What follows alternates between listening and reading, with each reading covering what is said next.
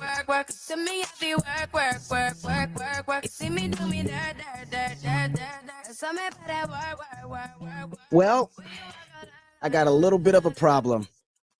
I didn't know if I wanted to do this song from Rihanna, work, work, work, work, work, work. Because it seemed to make sense. If it's Work Wednesday, you need to have a song about work. And this song is about work. And I was torn between that.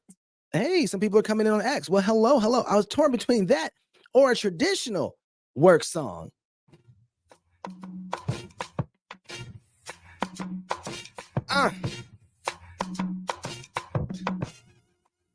Come on, give it to me.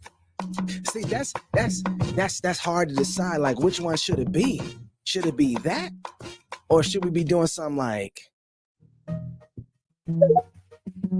Work, work, work, work, work, work. To me, I feel work, work, work, work. I don't know. Work, work. You see me do me dirt, dirt, dirt, dirt, dirt, dirt. We'll have to vote on it. Work, work, work, work, work. When you walk out, I'm usually like, I don't believe in democracies. I'm joking. It's a joke, kind of. My house is not a democracy, it's a dictatorship. My wife had a vote. After that, nobody else gets a vote. I'm kind of joking. But at this, I'm willing to take some votes. I'm willing to decide if we're going to do some Rihanna work, work, work, work, work, work, and redeem this song because I think we can, especially when we're talking about work, or if we go to something that's just way more funky. All right, I'm trying to give y'all a little moment to, okay, so Ellie, the assistant, says it needs to be the Rihanna one. Ellie, what do you know? What do you know, Ellie? You're just at the conference hanging out with a bunch of fun people. But I like this track, though. This track is nice because it makes you want to groove. All right, so here's what I want you to do. Everybody that's on the stream right now, y'all know what to do. You're inside of the spaces. Hit the share button.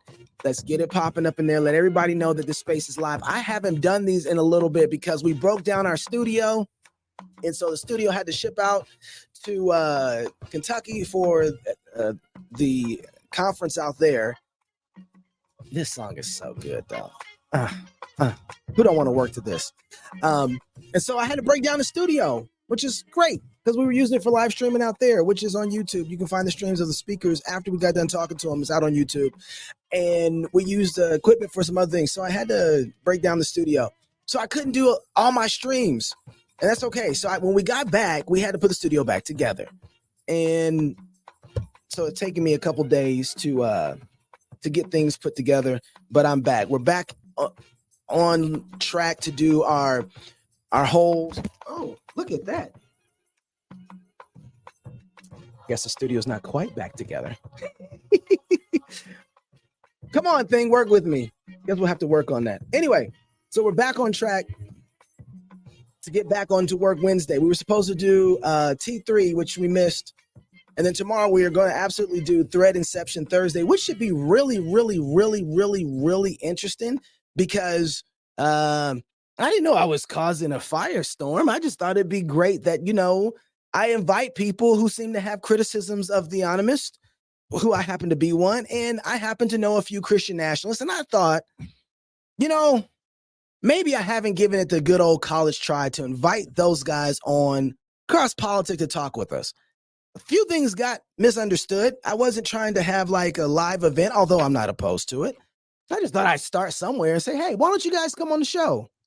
Owens did a talk at G3, and I thought it'd be good to invite him out to Cross Politic. We can stream it. If he wants to figure out a way to come in person, that's an option too. And I said, hey, let's invite some of the guys we've been talking to, which have been Stephen Wolf. We've talked to Pastor Doug Wilson, and we talked to why is this Joel Webbin? And so, hey, I thought I'd invite him out. And the G3 guys too. We can all figure out how to have either one big conversation or no conversation with everybody else, but just with us. Cross Politics, I'm totally fine with it. I didn't get any other options for what it might look like. G3 hasn't completely answered yet, but at least Owen says no. But the door is open for Owen whenever he figures out how he can fit it into his schedule. He's more than welcome to come on Cross Politic and talk with us whenever. What's really interesting to me, and I actually offered, I thought that we should throw somebody else into the conversation who's not getting a lot of attention in this, or should I say a group, which is Vody's got a clip out there roaming around where he's absolutely fine embracing the complete idea of Christian nationalism. And then I'm like, well, let's invite Tom Askell and Founders, because they did a pre-conference on Christian nationalism that was basically in opposite position of where G3 did their conference on Christian nationalism. But everybody's on the G3 side seems to be talking about Stephen Wolfe, and nobody's engaging their brothers that are even on the other side of this. I don't know why, but I'm trying to figure out, hey, what if we can figure out how to get us all together, since we kind of know each other? We all signed a statement together on the statement on social justice and the gospel. I think we can have a conversation together and figure it out. Good brothers in there. So I will see. Owen said no, and I am accepting his no tentatively, kind of. But I'd love for him to come on. And he doesn't have to come on with Stephen Wolfe. He doesn't have to come on with Joe Webbin. He doesn't have to come on with anybody. He can, look, you guys can give me the list of who you want to talk to and who you don't want to talk to, but I want to talk to you. So that's the thing. That's in the air. All right. So that happened. And in the process, there's some things that came to light. I'm going to talk about that on Friday. We're going to do a live show with the guys here in studio on Friday. But today is Work Wednesday. And I wanted to recap for people who weren't there at the conference. Oh, I've already made a mistake. I'm going to talk about that in a second. But I want to recap for everybody. The Business Makers Conference was essential to the things that we talk about here on Work Wednesday. So if you are on Twitter, I'm sorry, I did not mean to dead name that platform, and I just did. I am so sorry, X. I will put a pinch of incense on that altar as soon as I figure out where. But if you're on X, we have two places that you can engage. We have the spaces that are in my platform, and you can actually engage on the video on my platform as well, on at Chocolate Knox, at Chocolate_Knox. You can see the video there, and you can see the spaces. You can engage either way. If you're on YouTube, hit the like button, hit the share button, post it on your social. Davis Yunts. Hey, what's up, Davis? I met Davis Yunts at the conference. I like that guy. I like him a lot. But you can also watch on Facebook, my Facebook account, the Cross Politics X account. Oh, I almost dead named again. And so, guys, go, and we're on Locals. So right now I'm on Locals. I'm on X twice. I'm on Facebook. I'm on YouTube. That's all the engaging places. Hit the share button, hit the like button on your social media accounts, and let's bring this conversation together around work. But before I do, I have to talk about my sponsors. You see this? This is one of the most beautiful mugs I've ever had. And I'm not even exaggerating. When I saw this mug on newhearttreasures.com, let me just see if the water tastes better when I drink from it.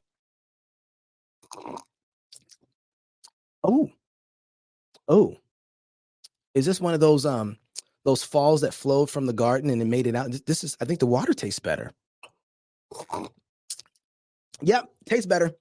I want to recommend one of these wonderful, wonderful coffee mugs from newhearttreasures.com. They are my first sponsor. Now, listen, there's something special about this sponsor. This is a young lady by the name of Hannah who started her company, saved her money up, and she saved a couple $1,000s up and started her own company. She's doing work, putting in work, making us all ashamed. And she's got some amazing products. So head over to newhearttreasures.com, get you some stuff. I've already heard that you guys have been grabbing things already. Way to go. Go get her, go get some more support. She'll work with you on some of the designs that you might have. She gave me this lovely mug and a wonderful golf polo shirt. My goodness, that thing is legit. And I love what it says. God is sovereign. And this mug is so cool. Look how it's beveled at the bottom end. That's amazing. Just the feel of it. One of my producers came in here after he saw this mug and was like, hey, where'd you get that from? Well, from one of my sponsors. Thank you, sponsor. All right. So now that I've talked about my lovely sponsor and this lovely shirt right here, rowdy shirt that I got on, you can get that a rowdy. Oh, hey, I see you. Crosspolitics.com, Rowdy Christian merch is on there. You can find it on there. But so now let's get into this. Here's my recap. Oh, there's so many clips. 1, 2, 3, 4, 5, 6, 7, 8. I don't even think I'm going to be able to get to all these clips. I'm going to try though. So here's one of the things that we don't do in Christendom enough is talk about business. And I think it's because we've lost the garden. I really believe that we've lost the basics of the garden. Joe Rigney. So here's the speakers I'm going to talk about. Camden Spiller. Camden owns a company called Maddox Transformers.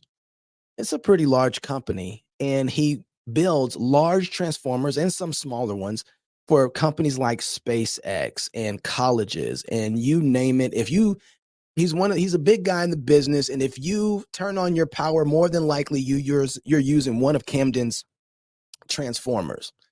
So you have Camden, and he's going to talk about basically, this is not his title, but he's talking about thinking big in business and not curling back into just kind of this small me and my group environment. People are doing a lot of homesteading, and that's great. But if you're homesteading for the purpose of being small, you're thinking about it wrong. You should be thinking about, how can I do homesteading to be a blessing, to do something large, right? So he talks a little bit about that. So we're going to hit into that. I think it's a great place to start because of the situation we're in right now, post-COVID, everybody is trying to think of security. And I think Camden knocks it out the park here. So we got Camden, and then the creators of Give, Send, Go, Jacob Wells and Heather Wilson, they came out, and one of the questions I wanted them to answer for me was how most people have no problem starting a business. Let me taste some of my water from my wonderful. Yeah, it tastes amazing from here. Most people have no problem figuring out how to start a business. They can figure it out, right? But they have a hard time figuring out how to grow their business. And I wanted to ask them, how do you grow your business after you started?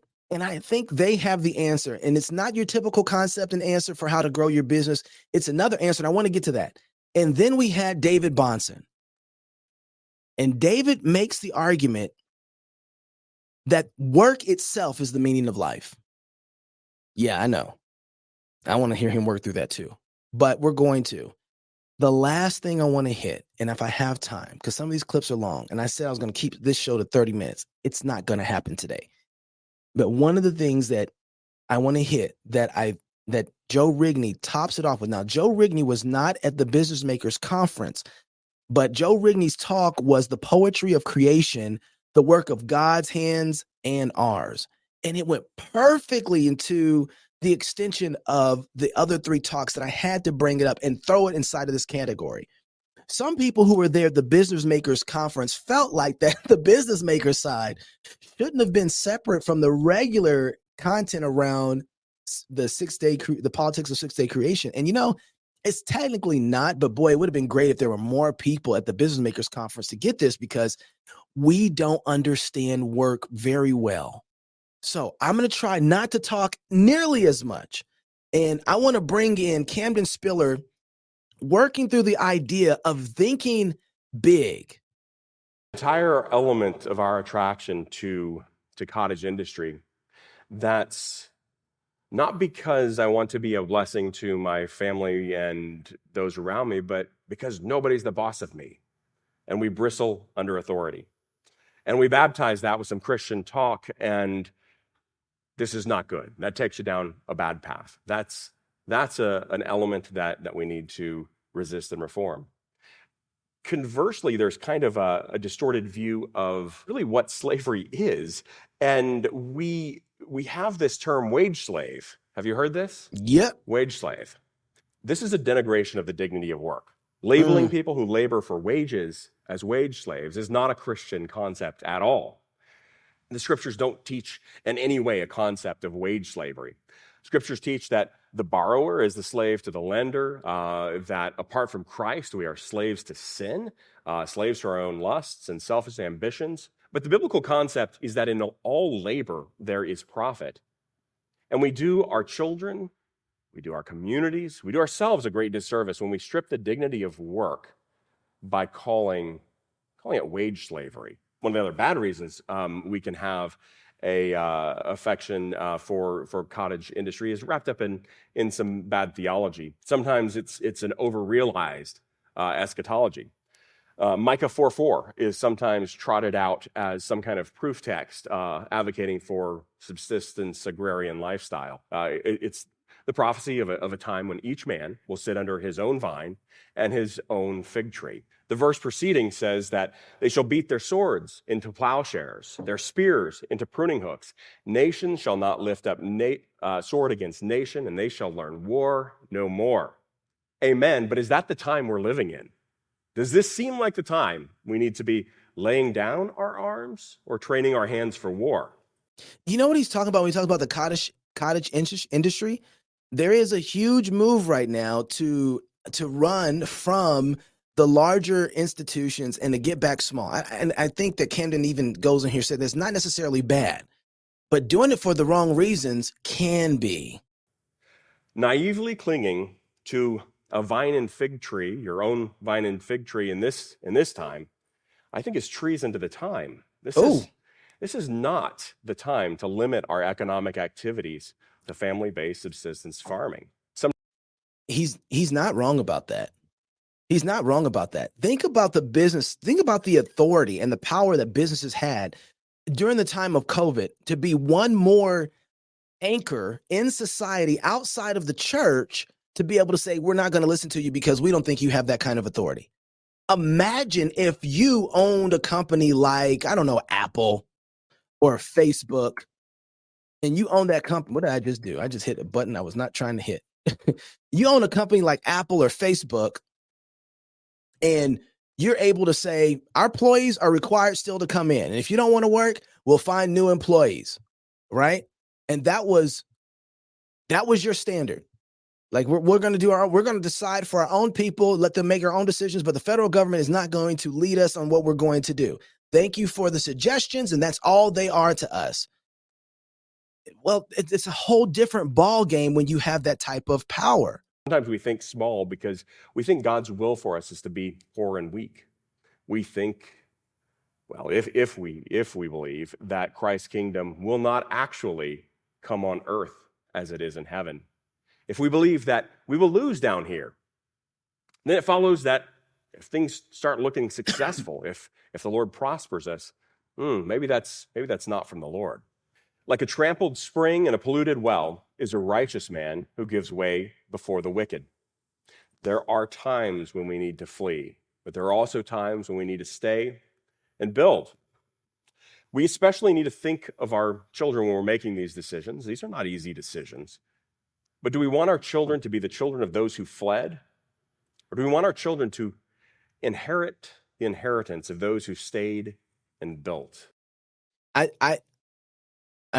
I think, to be fair, and I'm thinking about Webben when I think about this, you have to know what you're doing, why you're doing it, and for what intent that you're doing it, right? And not to think that through wisely to say, am I operating in fear? Is that why I'm actually pulling back? Or am I pulling back so that I can shoot, punch, engage harder? And I feel like a lot of times in the cottage industry, it has more fear-based attitude to it than one that like, okay, now we're going to get them, right? Okay, let me pull this one. I don't know if you've noticed this, but building families, churches, and communities requires an immense amount of economic fuel. So these are the positive things of why we need to think big. He's going through now.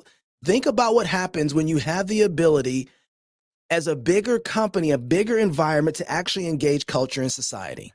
It's incredibly expensive. I have 9 kids. It's expensive to run our household. Corporations have a tremendous ability to do good, especially to the household of faith. Corporations allow us to amplify and extend our impact both economically and culturally.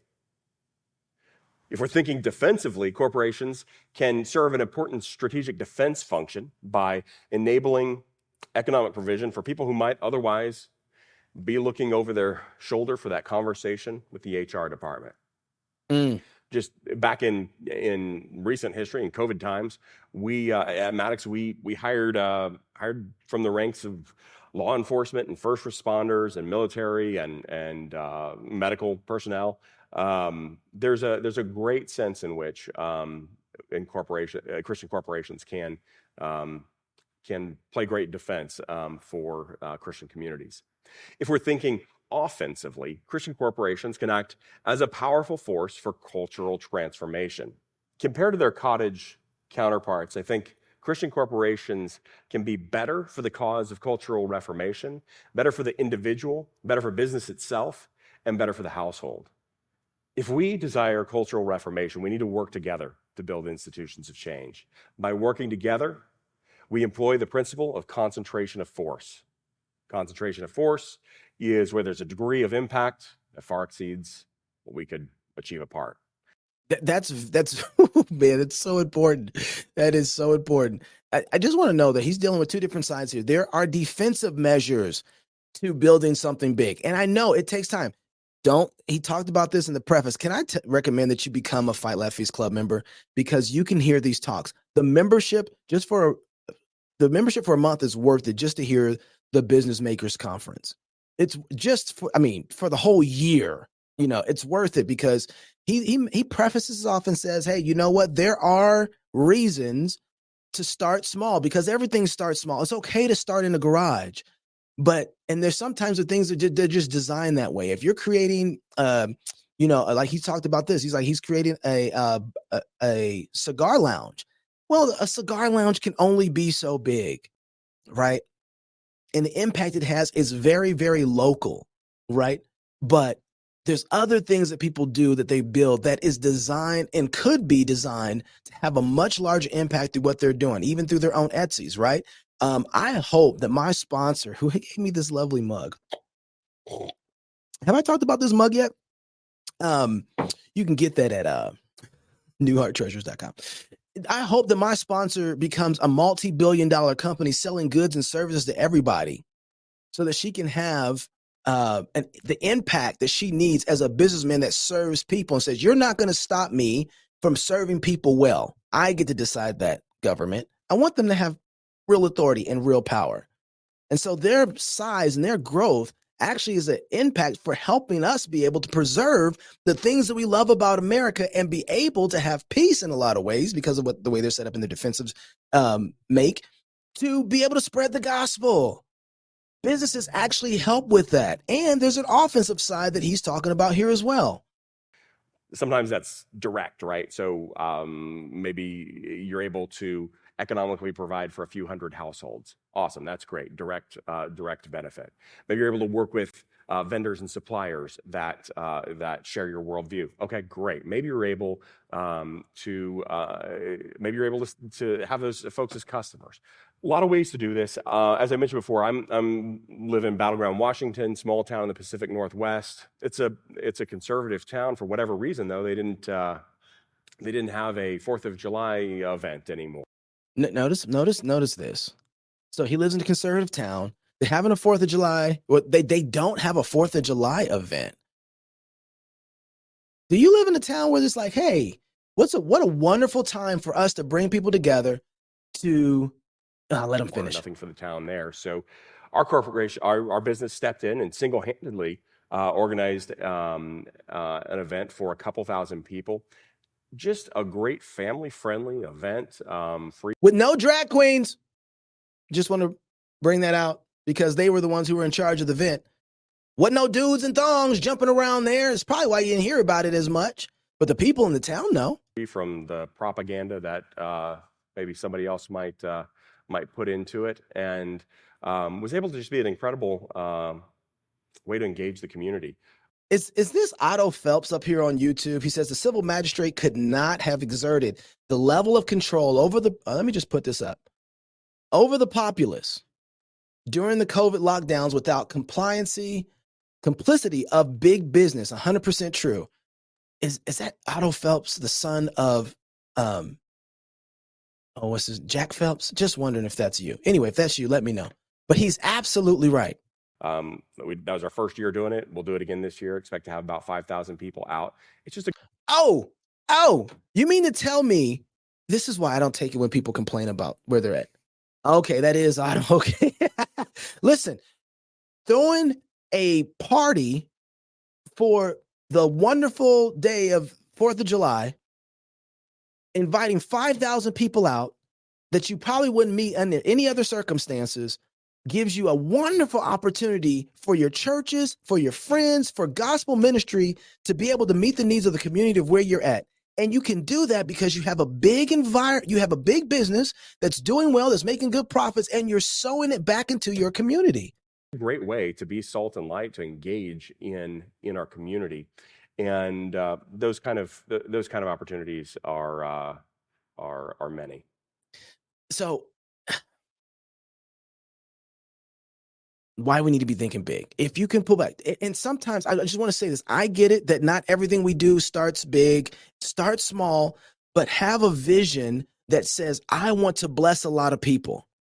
Do you want to be a big blessing to people, or do you want to be a small blessing to people? What kind of blessing do you want to be? We live in the kind of world where God is a massive blessing to everybody in this world. He created a world out of the overflowing love of the Trinity. And so the world is nothing but a big ball of overflowing God's love. That's what it is. And you live in that world. You're made in the image of God. You should be the kind of business, or thinking in the kind of way of with your work and your business, that wants to be a massive blessing to the overflow, that speaks to the overflow of God's love. You want to be a massive blessing to the people that live in God's world, to show them what it means to image God. And this is how we bless people. So yes, start small, but think big. All right, so I'm going to try and cut through as much as I can because there's so much content here. I got 6 other clips left. I'm going to try and go through these, and there's some of them long, but so that was Camden Spiller. Phenomenal talk. Go listen to the whole thing. I just gave you a piece. But after Camden, Jacob Wells and Heather Wilson spoke from Give Send Go. Give Send Go was just kind of struggling through, and then they found a moment in order to be able to explode. We've had Give Send Go on the show.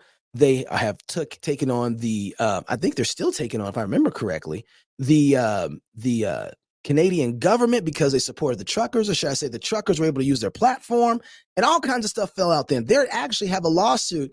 They embraced everybody in this lawsuit and have somehow $350 million lawsuit that they're covering, that they're taking the lead on. So while they were talking, and while I was thinking through some of the business stuff, I wanted to know, what does it mean? How do you grow? What does it look like to grow? And as I was thinking about this, they just broke out exactly what growth looks like. Forward from 2014 to 2020, you had 5-6 years of struggle, of just grinding it out, the hilltops and the valleys. And we found ourselves in the middle of a battlefield. And I think Heather's going to talk about what that battle looked like at the beginning. Yeah, so one morning I wake up. So we're just, growing year after year, but not as fast as we'd like. We're really trying to, because we don't have much marketing dollars. We're just putting money back. We bootstrapped this thing. We are putting money back into the company. No one. Kind of like every business, right? Every business is, for the most part, in that situation. Like you bootstrap it. You're putting your own money in. You're trying to grow. How do you turn that corner, right? Listen very closely what happens. Owns us. It's all our dollars going into this. And so we don't have much money. And one morning I wake up and there's thousands and thousands of hate mail and death threats in our inbox. And I'm like, what is going on? We're this Christian platform that's just growing. What's going on? It doesn't take us long to identify a campaign that has come to Give Send Go that has been rejected off every other platform that's out there, PayPal and GoFundMe and Fundly and Facebook and all of them. And it was a young man named Kyle Rittenhouse. And so we start, maybe some of you are familiar with that name. Well, we start going, okay, well, what's he raising funds for? What's going on here? Let's take a look at what all of this is about, because people are really angry that he's raising funds on Give Send Go. And so we start looking, we're like, well, he's raising funds for legal defense. Okay, well, in the United States, we know that. Notice, we live in a country where you're innocent until proven guilty. But notice how everybody else has given up that reality. And so by default, just having a biblical standard of innocent until proven guilty and building your platform around those principles, when the whole world goes, you get it, you know exactly where to go to, where you can feel like at least I have an option to prove my case. So Kyle Rittenhouse goes over to Give, Sit, and Go, or somebody from his campaign goes over to Give, Sit, just to have money to defend himself.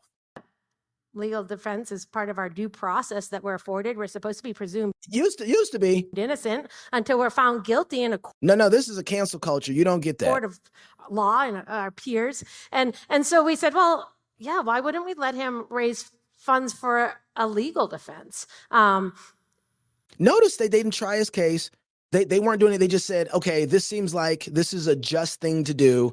We're going to do what no other platform is willing to do. I don't know if he's innocent or guilty. I see all the clips all over social media, just like everybody else, but I don't know all the facts. I can take any clip and make it say whatever I want it to say. But this kid's raising money for legal defense. We don't believe that only wealthy people should be able to afford the attorney they want. So let's allow him. We actually talked a lot about this. This is the direction, God, you want us to go in, like not adoptions and puppies and mission trips. Although those are very cute and some of them are very good. Like, here's people hating us, and we say we're sharing the hope of Jesus. Is this going to smear God's names, taking this stand? And so we said, we prayed, we fasted with each other, we called people outside of our circles and asked for counsel, and we felt very strongly that God said, no, this is the journey that I've had you on, and this is where I want you to go. And so we thought, wow, this is just like David. You know, David, his dad was like, hey, go bring some food to your brothers, and he was just being obedient, walking along, obeying God. And you know, and that's so what does this have to do with how you grow your business? Well, when you're creating your business, and this is something that I learned from Nate Wilson, this is something like with institutions, most of the times we build our businesses and our institutions more like cruise ships than like battleships. And I believe, and there's nothing wrong with having a great time and going on a cruise. That's not what I'm saying. And not everything has to be a battleship. But sometimes in the current situation where we are now, we're not beating our swords into plowshares like you heard from Camden. It's foolish to think that we are. We are in the middle of proclaiming the lordship of Jesus Christ. He's died. He was buried. He has been raised to the dead. He has all authority on heaven and earth, and you've already lost. So repent and believe the gospel. Your idols don't work here anymore.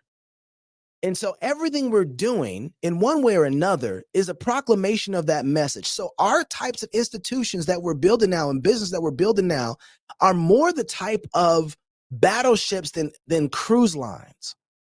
We're going all the way into the highways and the hedges, announcing the victory of Christ through how we do business.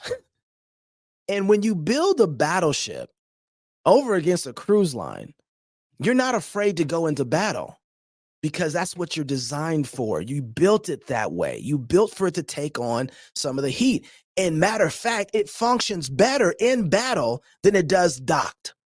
And a lot of us will take our businesses and think that our businesses are more like cruise ships instead of building them to be able to take on the onslaught and bless people and to engage with, like Camden talked about, one level of business is a defense. Being self-sufficient so we can bless the brethren with work. Andrew Krapushet here in Moscow, Idaho, we've had him on the show before. One of the things that he wanted to do was I wanted to build business so people can come here and have their kids educated at Logos or go to NSA and have feasible work that can pay for them to take care of their families while they educate their kids. He's building battleships with this institution. And a lot of us, our businesses are so fragile that if we put them out in front of the battle, they don't hold up. And what Give, Sit, and Go did, the battle came to them, but they already insulated. They have their own money that they put in. Nobody controls them. And they were walking and engaging justly. And this very situation, the Kyle Rittenhouse situation, is the thing that catapulted them up into all of this. Their business exploded because of this. Find the trouble, find the problem, go and solve it. That's how you expand and grow. Where's the trouble at? Where's the problem at? And then how do I be a son of Issachar and create an answer to fix the problem? That is a kingly thing to do. When you're making a business, you're functioning like a king, right? That's a kingly thing to do. All right, so I don't think I'm going to make it through these. I'm so sorry. I'm going to try this. I'm going to take you to David Bonson next. Bonson comes out and decided to make this statement. Say explicitly in the book that I believe work is the meaning of life. And I think there are two messages, both of which are different than mine. Does that bother you when he says that? Does it hit you a little bit where like, oh, I don't know if that's the meaning of life. I mean, it's important, but it's not the meaning of life. That compete against each other for the most prevalent view. And one is that work is very much not the meaning of life. That the meaning of life is beauty in the garden, paintings, some sort of kumbaya moments, those Zen opportunities you get doing yoga. The meaning of life are certain abstract ideas that are kind of connected to a very poorly defined view of self-consciousness. And perhaps being in love, maybe being in love multiple times, a kind of romantic understanding of life, that's the real meaning. And yet there is a sense at varying degrees of acceptance where work is a necessary evil to facilitate our passions, our romances, our dreams, our Buddha on the mountaintop moments. That would be a view that is different than mine, if you want to write that down. Take note. Just for clarity's sake, that's not David's view of work. But then there's another view that I think competes with that one, that is somewhat common and accepted in the church, and it is also not my view, and that is that, no, work is not the meaning of life, but work is a part of life. But that the meaning of life is a whole bunch of things, and there's sort of a pie. And then you have a slice of pie for church, and a slice of pie for marriage, and a slice of pie for children, and we're willing to put in a slice for work. And that may be a perfectly useful graphic description of time. It may be a very useful graphic of other kind of how you think about priorities or resource allocation. But I don't think it's a very useful graphic to explain or capture the meaning of life for someone who understands creational theology. Remember what we're talking about here. We are at the Ark Encounter, the politics of six-day creation. So this is a big statement here. And I believe in all of those slices of pie as an integral part of our life. But I believe that God made us to work. And I believe that most people, not all, ought to be married. I believe that most people, not all, ought to have children. They should definitely go baptize them if they have them. I believe in the community of church. I believe in community responsibilities. And, if someone has enough time to go have their Zen moments in yoga or whatever people do, painting outdoors while it's raining or some such stuff, writing poetry, I can make fun of these things all day, but you get the idea. I am all for all of it. I support it entirely, many of which I think are crucial biblical responsibilities for a Christian life. But God on the sixth day created man to be in communion with him, and he made man in his image. And he bestowed upon mankind a uniqueness that is best captured in the word dignity, that he did not make the animal kingdom with.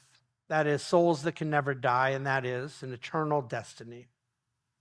And he did not make mankind with an eternal destiny because he hates us, but rather because he loves us. And he desired to be in communion with us. And he desired for us to partner with him in this concept of creation. And I get very close to a heresy there, but I'm going to reel it right back. Because obviously I know, since I'm not a heretic, you can write that down too. We'll decide in just a minute, David. You don't have to take any notes at all except for the things I point out, which are just things that I didn't say or don't mean. We can't create things ex nihilo because he is God and we are not. All right? God, as one who has several characteristics that are transcendent, that we do not share with him, though being made in his image, his omnipresence, his omniscience, and his omnipotence being among the three most important, we cannot create out of nothing. But when you look to the characteristics that we share with God, among the most crucial and important is existential. That is why we exist. That is to cultivate the earth, to work, to grow, to steward this creation, and to draw out of what God created in raw material form the potential. Okay, I just, oh man, I know this is my post-millennial side kicking in. But if you're not a post-millennialist, you still believe that. But here's something where the disconnect happens for a lot of people who aren't. If you're working and you're made in the image of God, that work has a teleos to it. It has an outcome. It's going to accomplish a particular end. Work in itself, I'm comfortable saying, is post-millennial.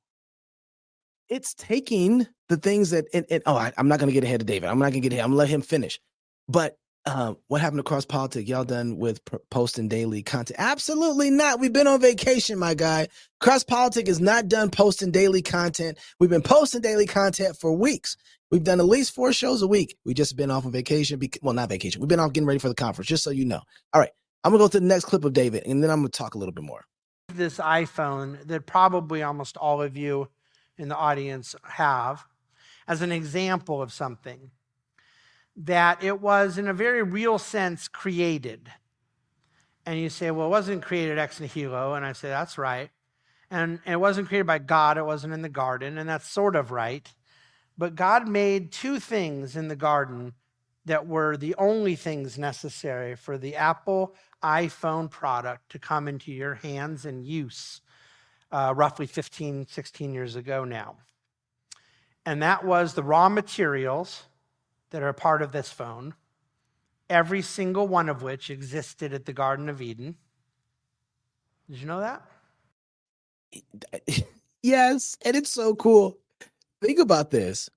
We are at this point in the world that it has taken 6,000 years for us to get to the point where man is able to say, oh, this is what these metals do, and this is how these plastics hold together, and this is how we get text in here and all this stuff and put it together. And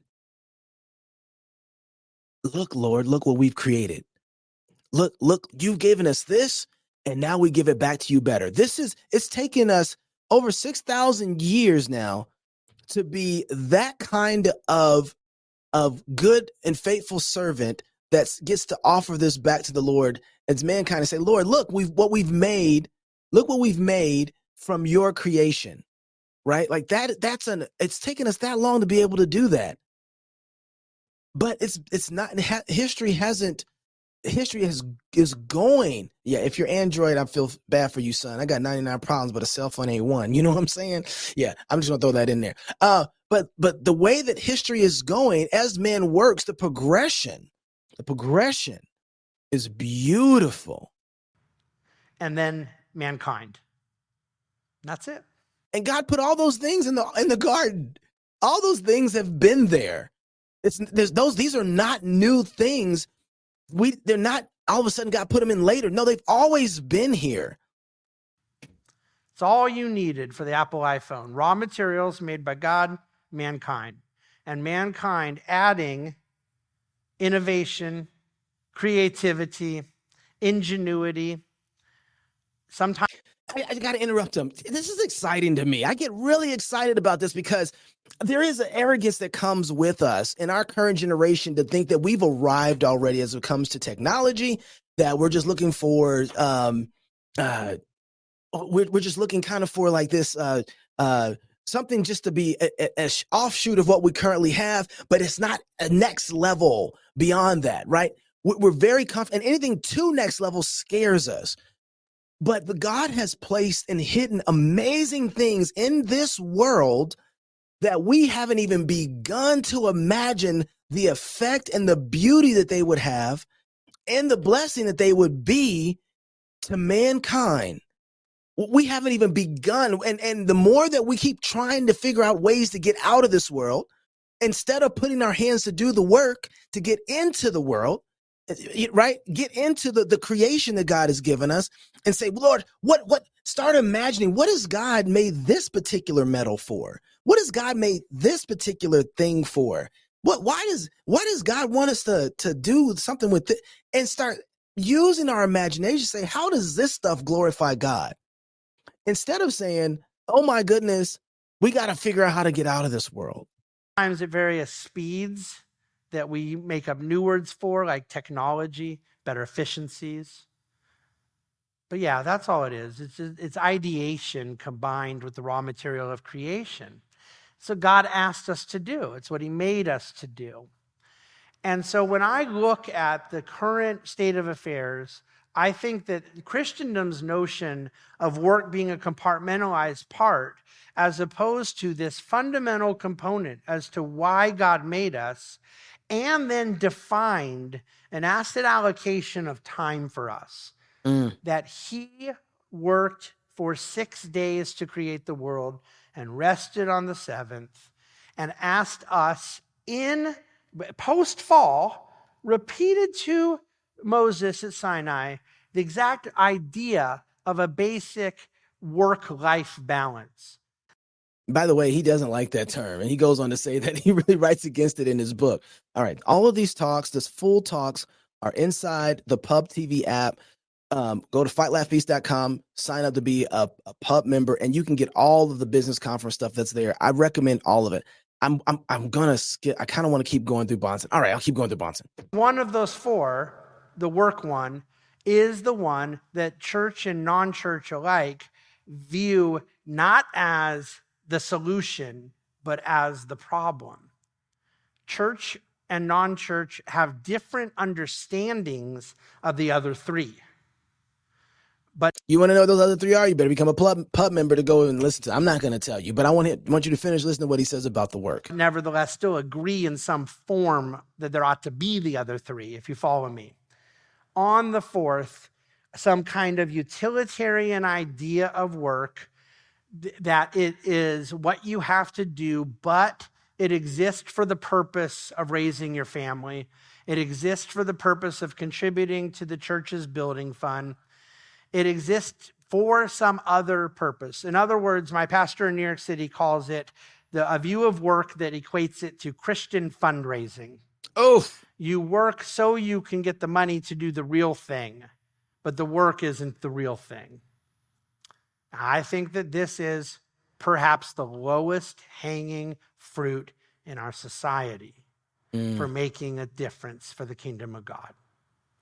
That if Christians could understand the full order and beauty of God making us to be workers, to find satisfaction in that toil, to crave career dominion, to crave marketplace presence, to crave being respected in the community as merchants and service providers, for the glory of God, for our actual created purpose, I think we change the world. And I don't think we have any chance of changing the world until this change of mind takes place. I'm not even giving you all the great stuff. This is just a taste of how good that was. He's right. He's right. Like, if you know what? Loving your neighbor and serving them in a particular way is absolutely life-changing. To be able to go, have you ever watched people who do barbecue? It's a hard task to do barbecue. And barbecue is one of the few tasks where I know somebody loves me when I taste it. They wake up super early in the morning, 2-3 o'clock in the morning, get out there in the cold or whatever it is, and they get this fire going and they put this meat out there and they season it. They do this prep and it takes hours to make really good barbecue. And in less than like 30 seconds, you'll inhale it. It's not even the same trade-off. The trade-off is completely different, except the moment of beauty that you're like, somebody put their foot in this joker and you love it. And could you imagine? I just think about this. the kind of restaurants that have created an environment where people say, I don't just go there because the food's good, and it is good. I go there because when I leave, I'm a different person, and I love being around those people because of the way they love and serve me so well. And so because of that, I'm different. Now, put that same restaurant in the middle of COVID. Your attitude towards that environment, to those people, is going to make you check everything else, right? It's going to make you check everything else. Wait, no, these people have been great to me. I know they take their time to make food for me. I know they serve me well, and they're not following along with all the COVID stuff. Man, it's going to have to make me rethink, are these people absolutely devils? And do I want to call them that? It's going to challenge the reality, and it's going to open up conversations that you wouldn't have gotten only because you're so excellent at serving other people. That's a dominion thing. That's because you've gotten good at what you do. I think that it makes a lot of sense for us to believe that we're going to totally reform our families and totally reform the civil magistrate and totally reform the institution of church and all be rank mediocrities in our jobs. You better preach, I David. don't think it's going to happen. You better say that. You better say that. This is for those post-mill folks. Look, I know y'all want to talk and argue post-mill all you want, but let me taste your barbecue. Let me see your products. Does it look as good as my sponsor's product right here? This lovely mug that you can get at newhearttreasures.com. Yes. Our vision of dominion across the various elements that matter in this society will involve our jobs because God made us to be workers, because civilization revolves around this co-creation process with him, this big, vast world that requires goods and services to meet the needs and wants of humanity. So can I just say right now, it's inescapable. Like, this is what I mean when I say, like, my post-millennial, it's not a prerequisite that you have to be post-millennial in order for you to act post-millennial. Because it's post-millennialism is built into the doggone system, people. Look, if you're a charismatic, speaking in tongue, falling out in the spirit guy who is a non-sensationist, okay, we'll have that conversation. Go make something amazing. Go make a lovely car. Reinvent cell phones. Go find something else in the dirt. Be a good trash man. Figure out a way to beautify. You can't escape the realities. If you're a dispensationalist who believes in the rapture is going to get out here and say, that's great. That's great. I just want you to go build a lovely institution that serves and loves the people of God, because in you doing that, it's not going to go towards you're actively fighting against your eschatology and that reality. So I'm not going to fight with you about eschatology at the end of the day. I'm going to fight with you about how good your products are. I'm going to fight with you about how much you're loving your neighbor. I'm going to fight with you that you are designed to work because you image God. God worked and he made you to be like him. And I want to talk about the handoff later, the creational handoff. That's what Joe Rigney gets into next. But because God has made you that way, you can't help but fulfill the postmillennial reality. Because working to bless other people doesn't leave you without a blessing. God's world isn't random. Right? It's not random. So to work as God has made you, to beautify as God has made you, is going to have a particular outcome. for those of you in the room, which I understand is a lot of you that are business owners, this is what you do. When people, I gave a talk yesterday in New York City. It was a largely Catholic audience at a group called the Napa Institute. But they're very pro-free market, as I am, and they're very pro-work. It's a pretty educated and a pretty affluent crowd, but there's still this discomfort with the notion of the common good. They have kind of a more Aristotelian idea of it, but I'm willing to define it as the good life, human flourishing, the terms like the common good. That I think it's okay that we can just sort of understand that there's, without all the specifics for now, we get what we mean by that. And so hold that in place for a moment. But that's pitted up against profits. That when we're working, does our pursuit of profits get in the way of the common good? This is so good. Listen up. And it's a tension that is entirely a byproduct of poor theology. Oh, now listen, you need to put this one in your back pocket, because everyone is having this conversation. The social justice movement is having it. Republicans are having it. Democrats are having it. What about those companies that have all these? This is the unfortunately, this is kind of the greed inside that's built inside of our system, right? This is the idea that of what we covetousness is built inside of us. Look at how many profits these people are making. Surely we should have some of that ourselves. It's which most things are, by the way. It's a tension that comes from lack of vocabulary. You do not get profits because your cost of goods of putting a coffee together is $2 and you sell it for $5 and then the profit is $3. That at the end stage of the transaction may result in profits, even from that specific cost of goods sold. In a kind of gross profit standpoint, you still have obviously another layer of expenses, your SG&A that will come on the bottom side of your P&L before you get to your true net profits as owners. But when you define profits as the equity holder's profit, the portion of profitability that you as an owner of the business get to keep at the end of the day, and ignore all the profits properly defined that are being made along the way.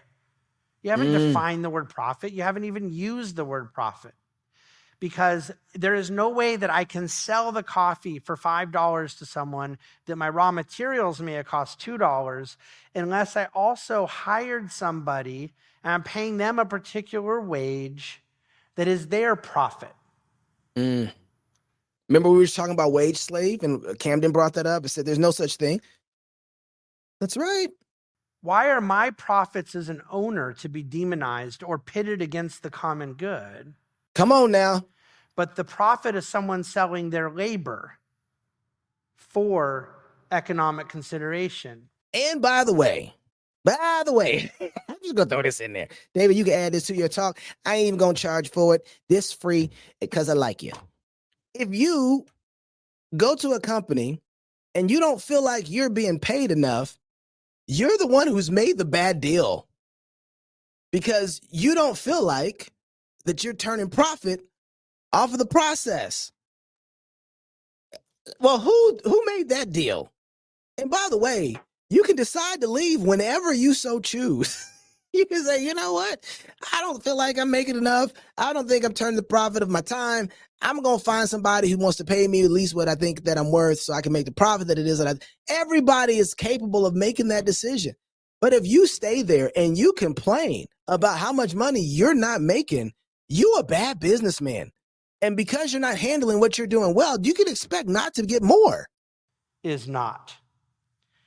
Why are the suppliers and the vendors that are involved in the supply chain of this invisible hand that is just all I'm trying to do is be a coffee seller, and all someone else is trying to be a coffee buyer. And along the way, we want to think only of the total net profits to the business as profit and ignore all of the things that go into it along the way. I don't.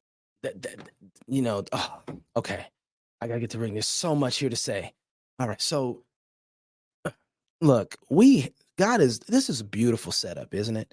All because you want to sell coffee to somebody. You end up blessing all these people along the way, giving them jobs so that they can be a blessing to other people. And this goes back to Kim. So think about it. Like, it's a small thing. I want to make a great cup of coffee. And in that making a great cup of coffee in a small, simple way with a corner stand, people love your coffee, and you say, how can I bless more people to be able to work better, wake up in the morning so that they can go and serve other people better? And you're like, well, if I had 2 stands, and then now you need more employees. So you can't do it all blessing people. That's what's so amazing about God's setup. The more that you seek to be a big blessing to people, the more that God adds to your hand and say, hey, go and be a blessing to people. Because you've been faithful in the little things, I'll make you a ruler over many. All right, so Joe's Rigney, I really wanted this talk from Joe. the poetry of creation and the work of God's hand and ours. I'm not going to preface it. Just listen. Today was talking about how, Ken Ham earlier today was talking about how, what was the light? I actually think that the Bible gives us some indication of what the light was for those 3 days. In 2 Corinthians chapter 4, Paul writes about his gospel ministry, and he's talking about the God of this earth has blinded the minds of the unbelievers. They cannot see the light of the knowledge of the glory of God in the face of Christ. But we preach Christ, we're servants. And he says, the God who said, let light shine out of darkness, has shone in our hearts to give the light of the knowledge of the glory of God in the face of Christ. So God, if you put that together, God has shone in our hearts. In the new birth, God shines his glory into our hearts and awakens us so that our eyes are open and we see. Okay, that's what happens in the preaching of the gospel. God Amen. himself shines in our hearts. And then in that passage, it compares it back to Genesis 1. The God who said, let light shine out of darkness, right there in verse 3. That God is the one who shines in our hearts. And so I don't think it's an unwarranted inference. I think it's perfectly reasonable to think that for those first 3 days, what was shining and what was this watery mass sort of orbiting in order to have, or spinning around in order to have the day and the night, the evening and the morning? I think it was God himself shining into his creation. That's good. For 3 days. Let there be light, and there was light. God said, let there be an expanse, and then God made the expanse. God said, let dry land appear, and it was so. But then notice what happens on day 3. He says, God said, let the earth sprout vegetation, and the earth brings forth vegetation. Notice that the earth itself is sort of involved in the process. It doesn't just happen. It's the earth that bears it, that brings it forth. He doesn't make plants sort of directly, but they come out of the ground. As Dr. Merkel said earlier, they were out of the ground, but they hadn't yet sprouted. But the earth was what brought them forth. And then again, day 4, right? We've had 3 days of evening and morning, of alternating periods of light and darkness. And then what does God do? Again, I think he's shining as the light for the cosmos. But then God creates the luminaries, the light bearers, the sun, the moon, and the stars, and he sets them in the heavens like jewels to rule the day and the night. In other words, he delegates the task that he had been doing to these greater and these lesser lights. Don't miss what he just said, because it's going to get better. Then we see a similar movement on day 6 with the creation of man. God gives dominion over the fish and the birds and the beast. So just as the sun and the moon will rule the heavens and regulate light and darkness, so man will rule the earth and rule the seas. And so here we see the handoff. We saw the work of God's hands. God has been doing it himself, and now he gives authority, responsibility, a task, a mission to his creatures. You can't miss this. You can't miss this. This is so important, because if you don't get this right, your eschatology gets screwed up at the end of the day. God made man to work and made man to reflect his image on earth and to do the thing that God does with the creation. And so God then does all this, leaves a blueprint. I'm trying not to get ahead of Joe, because Joe is killing. I'm so glad he's in Moscow. I appreciate this guy. And it leaves this blueprint for him in the garden. This is what it looks like to make amazing things. Go make the rest of the world like this. By the end of day 6, that hasn't ended, by the way. That's still what man is supposed to be doing. Matter of fact, it's inescapable for man not to be doing that. God's work of creation is done. Whoa. He rests from the work of creation. But our work, the work of dominion, the work of subcreation, is only beginning. This is, man, if we can get that, if we can just get that right there and really just focus on that, like God has rested.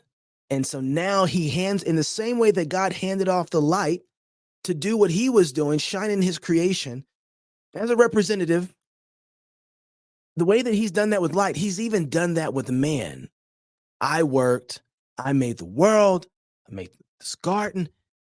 Adam, go make the rest of the world like this. He hands it off. Listen to this.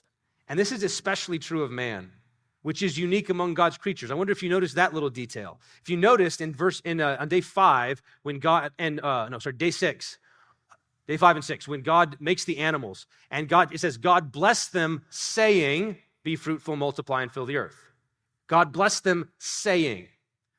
But then when it comes to man, he says, God blessed them and said to them. It's a little detail. It's a little detail. But when God speaks about what the animals and the fish and the birds will do in their multiplication, he just says it sort of over them. They will just do it because that's how he made them. He made them with design and they're going to be fruitful and multiply. But he says this blessing over them. But when it comes to man, he says the blessing to them. Why? Because they can hear it. We can hear it. We can respond to it. We can intentionally do what God has made us to do. It's not just automatic. It's not just instinct. It's not just natural processes. We have a mind. We have a will. We can respond to God or not. And so God blesses us, and he says to us, we are unique, made in his image.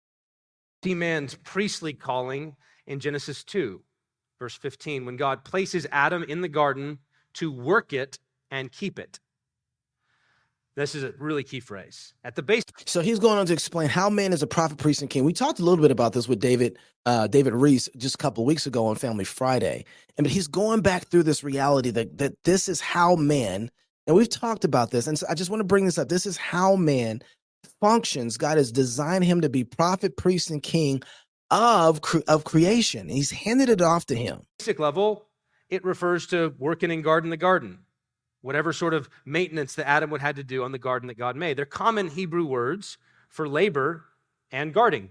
They show up everywhere in the Bible, but they only rarely show up together. They rarely show up together. In fact, the few places that these two Hebrew words show up together, they refer to the activities of the Levites, the priests in the tabernacle. In other words, if this cosmos is God's temple, then we are God's priests, placed in his sanctuary and given the task of worshiping, obeying God, and guarding and protecting sacred space. Did you just hear what he said? Oh my goodness. He's not making a post-millennial argument. I don't know how you get away from it. If the world is God's temple, then man is his priest. This is God's sacred space. It's his. And we have seen models over and over of what it looks like to be good priests before the Lord. We've seen models over and over in scripture of what it looks like to be good kings. And our priesthood and our kingship and us being prophets, he's going to get to that in just a moment, is to be that over the world. And we are disciple other men of their calling into that reality of creation. That hasn't changed. The gospel restores us to be able to actually be properly in the Imago Dei. What does it look like to be human? Look at Christ. What does it look like to be a man? Look at Christ.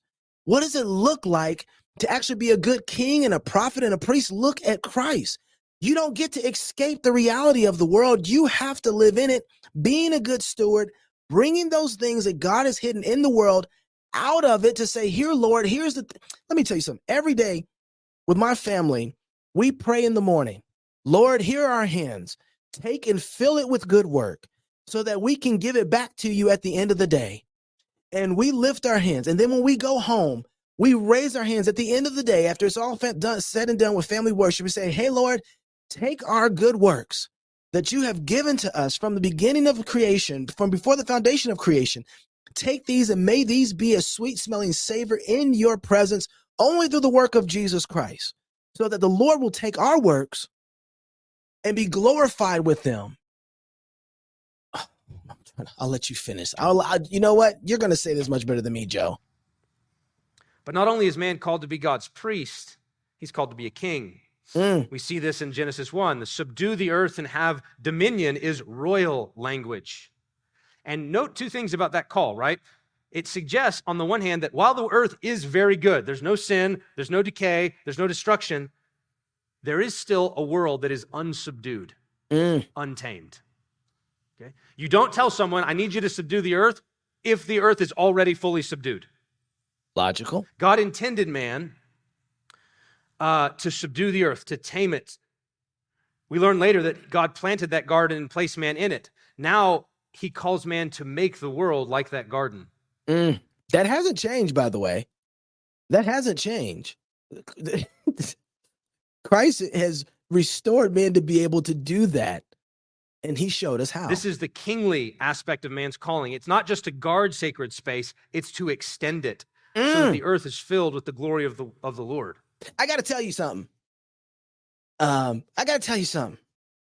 man. So nobody in this conversation on Christian nationalism has a problem with the kingly rule of man. Matter of fact, when Israel was getting attacked by Hamas, so many people in this conversation on Christian nationalism almost all of a sudden turned to some sort of level of version of a Christian prince. They knew immediately that the people who love the Lord, the Christians, had a responsibility.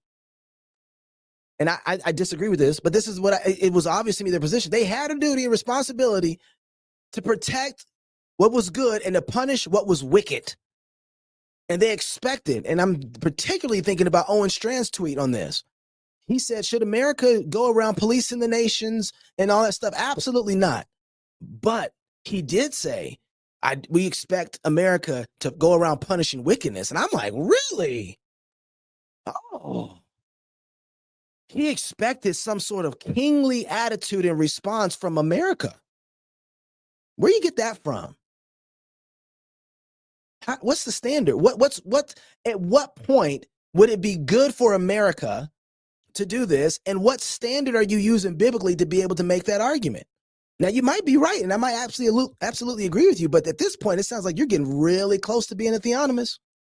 You're getting really close to like it. You want America in one way to be the international Christian prince. That's what it sounds like, at least the way that Wolf is explaining some of this, because I want to know how you get over the American border and the system that it has to jump over to somebody else's conflict. Maybe you can explain that to me from scripture. I would love to see that. Are we just talking political theology or what are we talking about? What are the standards by which we as a nation need to go and do something to defend other people? What is that requirement? And as soon as you go to the scriptures to argue for that situation to be done by America, or any nation for that matter, you're using a general equity theonomic position. And that's all I'm saying, right? That's a kingly role that hasn't been gone away. And we can argue how that looks and what that looks like. But to act like theonomists and I'm not a Christian nationalist, but to act like theonomists and Christian nationalists are somehow odd for thinking about this stuff through. I've watched every last one of these guys who've had some sort of conflict with Christian nationalists or theonomists all of a sudden start defending why we need to support. What do we need to do? And I'm fine with that. I'm totally fine. Let's have that conversation. But you're doing the same thing that you're criticizing other people of doing. Right? I'm fine with that, but let's have that conversation. That's a kingly reality. So man is not only a priest, but he is a king, God's vice regent ruling over creation. And then in Genesis 2:19-21, we see man as a prophet. God delegates the naming of the animals and the naming of woman to man. This is really good. Watch this. Amazing. Okay? Watch this. On the first days of creation, God had separated and named everything. So if you read Genesis 1, God is the one who says that expanse, that's now called the heavens. That gathering of water, those are called seas. That land jutting out, that's called earth. Now that naming task, he gives to his image bearers. That's amazing. Delegates. He hands it off. So then here's the picture of what we receive in Genesis 1. God creates a good world, and over the course of 7 days makes it very good.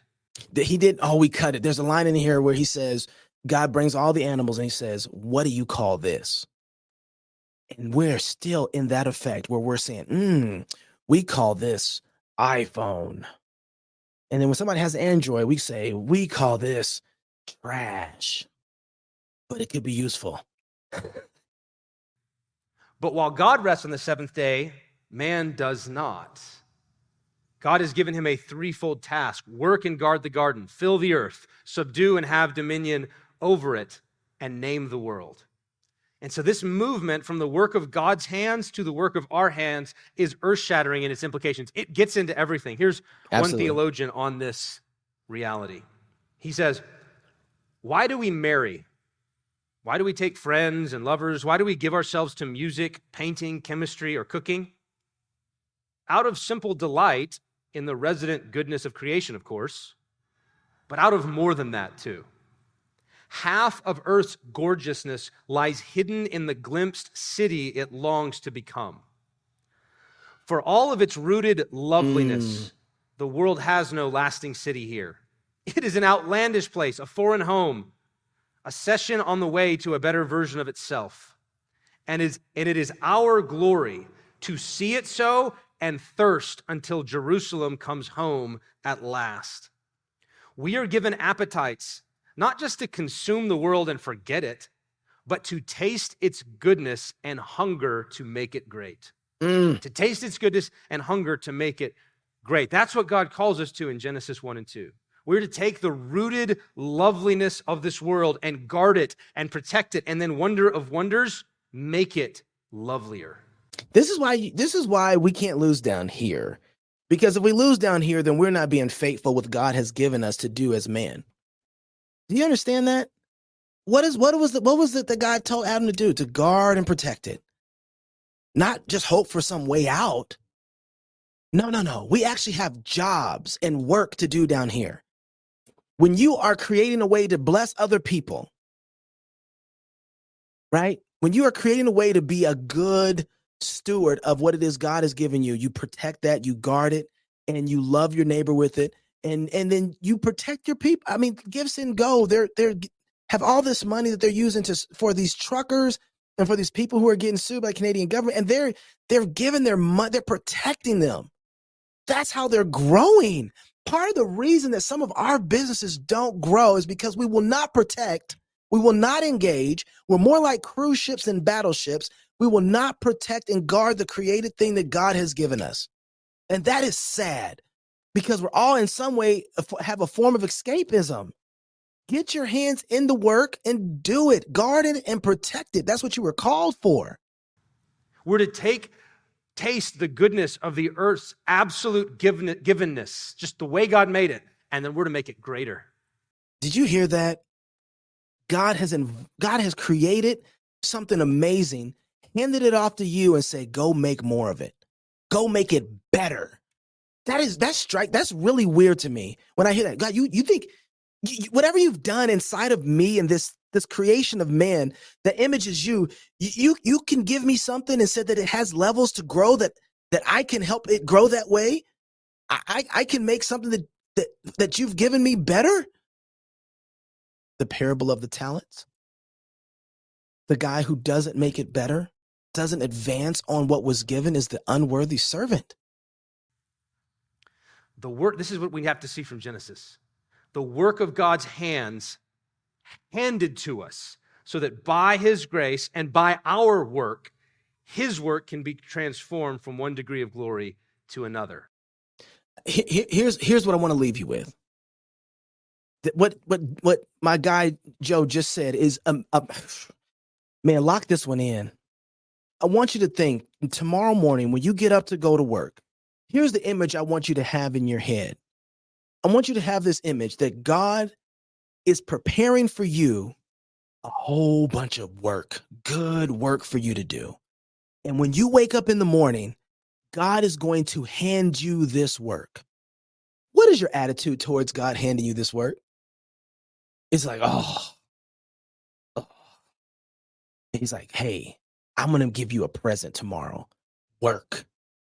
And I want you to take that work and make something better than how I handed it to you. And that's how God has designed his whole creation.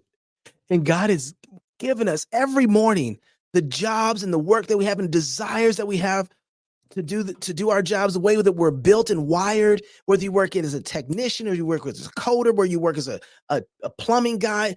God has built you in a certain particular way that you can do this work and you're good at it. Wake up tomorrow morning and live in the reality that God has given you work to make better, than it was originally given to you. And go live in that. Go work in that. I mean, when God gives you work, you don't say, oh, right? That's tempting God. That's what the children of Israel did when God gave them manna. Oh, can we have meat? Oh, Lord. That's how you're acting when you go to work with that kind of attitude. Like, don't be that guy. Be the guy that wakes up like Adam woke up and said, "Ooh, look at this beautiful creation that God has. And then let me go and see how I can make it better for the glory of God." Because God has given you that work to do, and he's already predestined. We work as Calvinists. We are Calvinists. We work hard because we know God has already worked. And so the hard part, we don't have to make anything ex nihilo. We make it because God has already made it, and God's like, go have fun. Figure out how to make this even more awesome. There's all kinds of things I've hidden for you. What is the Bible verse? That is the pleasure, it's the joy of God. I can't remember how it goes. I think it's Proverbs 25. It's the joy of God to hide in his creation, hide things in his creation, and it's the glory of kings to find it out. Wake up tomorrow and go be kingly and ask yourself, what is God hidden in his creation that I'm supposed to find out and that I'm supposed to glorify for him and say, here, Lord, this is what I've done. Hey, glad to do it. Go find some work. Go do it well and give it to the glory of God. Give it to God and say, Lord, I had to put my glasses on because David Bonson was talking. Say, Lord, this is for you. I'm giving you back what you've given me, right? Go get the work done. Don't let the pagans outwork you. They get it. We can outwork them because we know the whole narrative, the whole story, why God made the world. Walk in that. I'm out.